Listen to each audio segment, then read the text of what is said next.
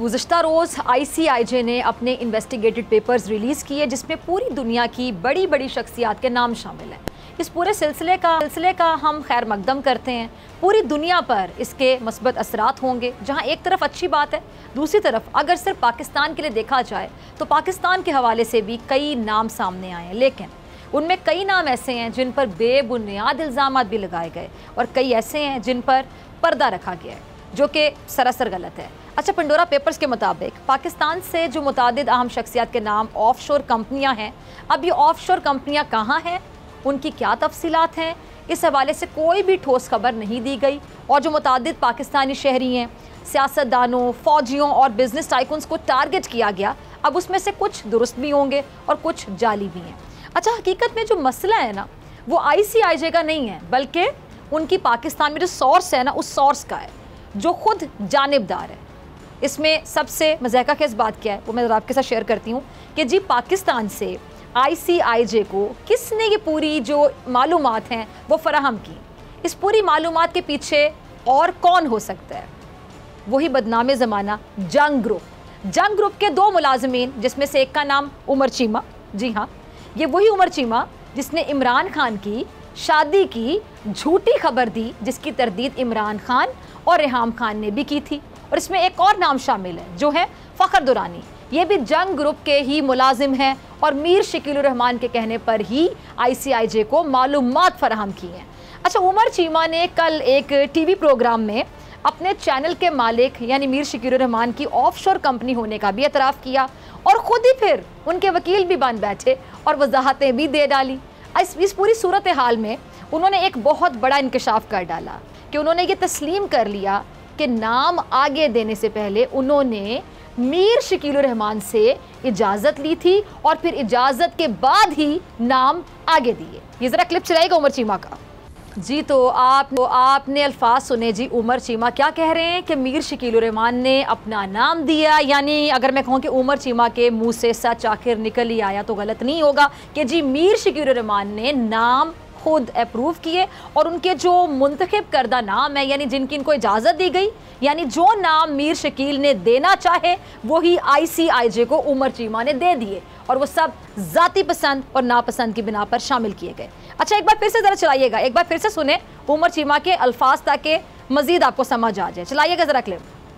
जी तो सुना आपने, उन्होंने अपना नाम दिया, उन्होंने अपना नाम दिया, उन्होंने अपना नाम दिया। ये अल्फाज हैं नाज़रीन जो ज़ाहिर कर रहे हैं कि पाकिस्तान से जिन भी अफराद के नाम ये ICIJ को दिए गए वो बराह रास्त किसने दिए? मीर शकीलुर रहमान ने दिए। अब इसके बरक्स दीगर अफराद जिनके नाम ICIJ को दिए गए उनको कानो कान खबर ना थी। अब सहाफ़त का असूल क्या होता है? असूल तो ये होता है ना कि जिसके हवाले से भी खबर दी जाए उनसे उनका मौक़िफ़ ज़रूर लिया जाए, लेकिन ये ठहरे जंग ग्रुप के मुलाजमीन और इनकी तरबियत ही जर्द सहाफ़त से हुई है। जर्द सहाफ़त का मतलब समझते हैं आप नाजरीन? इनका इदारा भी जर्द सहाफ़त का अलंबरदार है, तो उन्होंने वही करना था और वही जो रविश कायम की जो है। अब इन खबरों की कोई तहकीक तो मेरे ख्याल से दूर की बात, कोई बुनियाद ही ढूंढ लेते तो शायद शर्मिंदा हो जाते। खैर, हमने इनका मौक़िफ़ लेने के लिए इनसे रब्ता करने की कोशिश की और ये जानने की कोशिश की कि इन्होंने अपनी तरफ से ये जो मन घड़त कहानी है ये रचा कर क्यों इस तरह लोगों की पगड़ियाँ उछालने की कोशिश की है। लेकिन बात वही हुई हमारे सवालों के, चूँकि इनके पास कोई जवाब थे ही नहीं तो लाजवाब ही रह गए। अच्छा, हमने इन्हें कॉल्स की, फिर हमने इन्हें व्हाट्सएप मैसेजेस किए और इनके स्क्रीनशॉट्स भी आप अपनी स्क्रीन्स पर देख सकते हैं। टीम ज़रा चलाइएगा। व्हाट्सएप के जो ब्लू टिक्स होते हैं, आपको पता है इसका क्या मतलब होता है कि मैसेज डिलीवर हो गया और जिसको भेजा गया उसने पढ़ भी लिया। व्हाट्सएप के जो ब्लू टिक्स हैं वो आपको नज़र आ रहे होंगे इन मैसेजेस पर, और ये ब्लू टिक्स सीधा सीधा इस बात को जाहिर करते हैं कि उमर चीमा ने ये सवाल देखे थे, बल्कि मेरे ख्याल से 2-2, 3-3 दफ़ा पढ़े होंगे, लेकिन जो कोई जवाब नहीं था तो नहीं दे सके जवाब। उमर चीमा साहब ने हमारी कॉल्स तो नहीं उठाई, लेकिन मैं बार बार ये बता रही हूँ जो ब्लू टिक्स हैं ये आपको ये क्लियर कर रहे हैं कि व्हाट्सएप मैसेज हमने जब इनको किए, इनको देखा गया, खोला गया, पढ़ा गया, लेकिन जवाब नहीं दिया गया। इससे साफ जाहिर होता है कि इनके पास कोई जवाब थे ही नहीं, अगर होते हैं तो देते जवाब। अच्छा, मैं आपको इस तरह सवाल पढ़कर सुना देती हूँ ताकि आपके भी आसानी हो, जो नहीं पढ़ पा रहे यहाँ पे। मैं ज़रा आपको सुना देती हूँ सवाल क्या थे। उमर चीमा साहब, क्या आपने और फ़खर दुरानी ने ICIJ में पाकिस्तान की नुमाइंदगी की? अब दूसरा सवाल सुनिएगा, आपकी ICIJ को दी गई इंफॉर्मेशन के मुताबिक शुएब अहमद शेख की कोई ऑफशोर कंपनी है क्या आपके पास? इसकी कोई तफसीलात हैं, डिटेल्स हैं? आगे सुनिएगा अगला सवाल, इस कंपनी के क्या सबूत आपके पास हैं और किस बिना पर आपने उनका नाम इस लिस्ट में शामिल करवाया है? अगला सवाल, क्या ये नाम सिर्फ इसलिए शामिल किया गया कि आप जंग ग्रुप के मुलाजिम हैं और शुएब शेख जंग ग्रुप के कॉम्पिटिटर बोल नेटवर्क के मालिक हैं?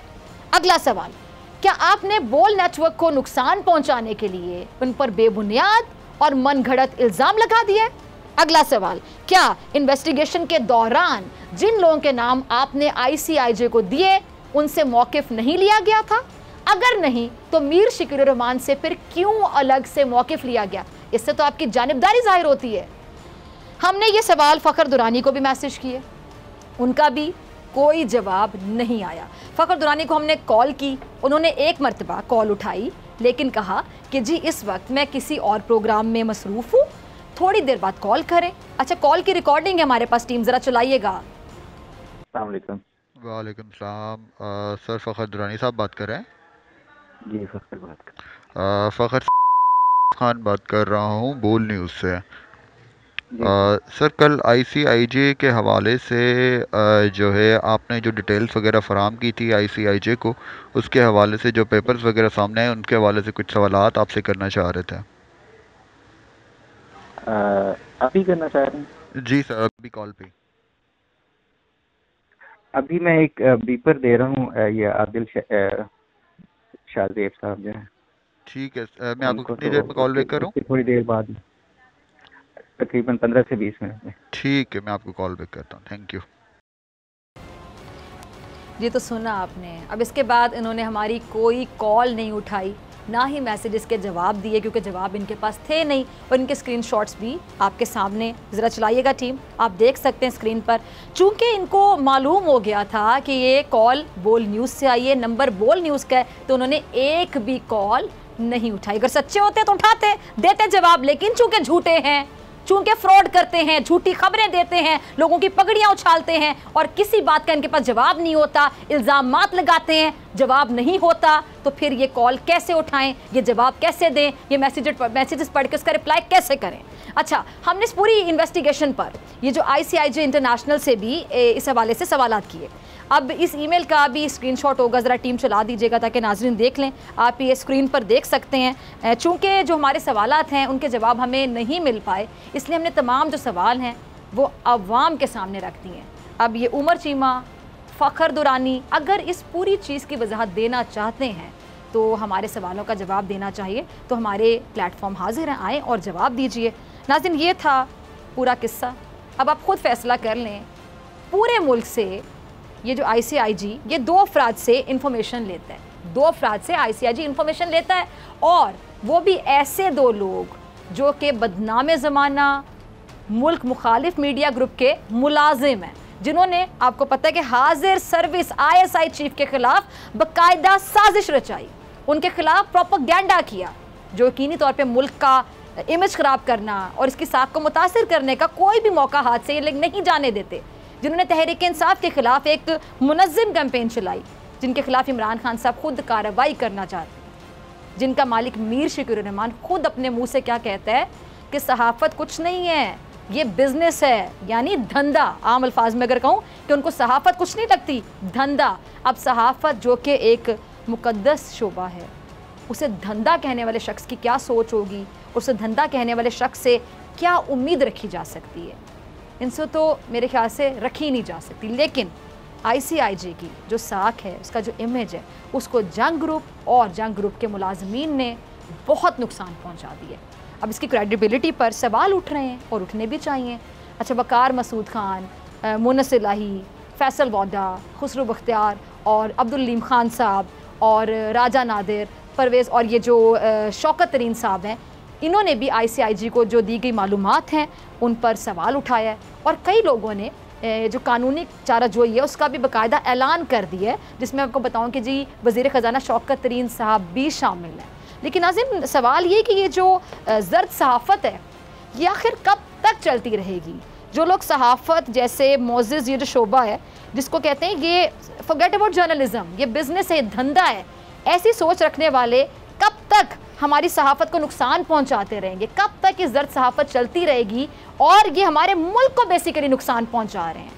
हमें हमारे इदारों को इनके ख़िलाफ़ मेरे ख्याल से जल्द अज जल्द वक्त ज़ाया किए बगैर हरकत में आना होगा, एक्शन लेना होगा, वरना बहुत नुकसान हो जाएगा और हर बार मुल्क को, कौम को ज़ाती मुफाद की खातिर नुकसान पहुंचाते रहेंगे।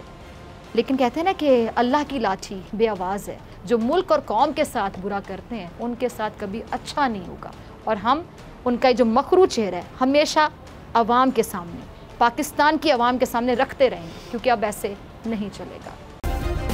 सब्सक्राइब करें और बेल दबाएं ताकि कोई खबर रह न जाए।